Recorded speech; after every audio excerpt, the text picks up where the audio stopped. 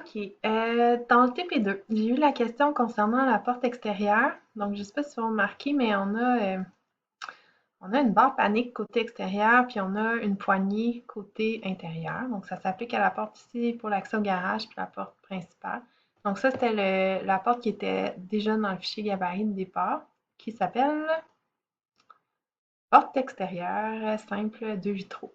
Donc, une solution facile pour régler le problème, ça serait d'aller changer le type de porte. OK, donc je pourrais charger une nouvelle famille, donc porte, charger une nouvelle famille, puis aller chercher un autre type de porte.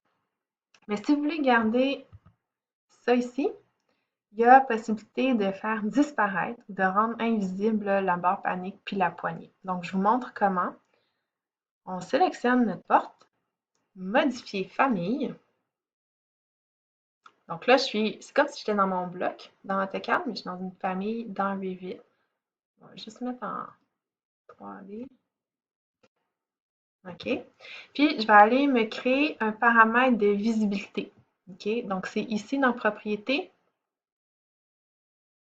Puis, je vais aller créer un nouveau paramètre. Donc, comme une nouvelle feuille, un nouveau paramètre ici. Je vais l'appeler poignée off. Discipline, c'est pas grave. Ça va être un paramètre de type on-off. Quand ça va être coché, ça va être visible. Quand ça va être décoché, ça sera invisible. Puis, ça va être un paramètre de type visibilité. Là, je vais le mettre pour tout le type, mais sinon, je pourrais le mettre qui s'applique ou non à chaque occurrence de la porte dans mon projet. Là, en cochant type, ça veut dire que toutes mes portes, ça va s'appliquer. Voilà, je vais appliquer. OK. Là, je vais lui dire ce paramètre-là, je veux qu'il s'applique ici. Donc, je sélectionne ma barre panique. Je vais juste me mettre en ligne cachée. Donc, ma barre panique, je veux lui appliquer ce paramètre-là, poignée off. Ça va s'appliquer à ça. Puis, de l'autre côté, ma poignée ici.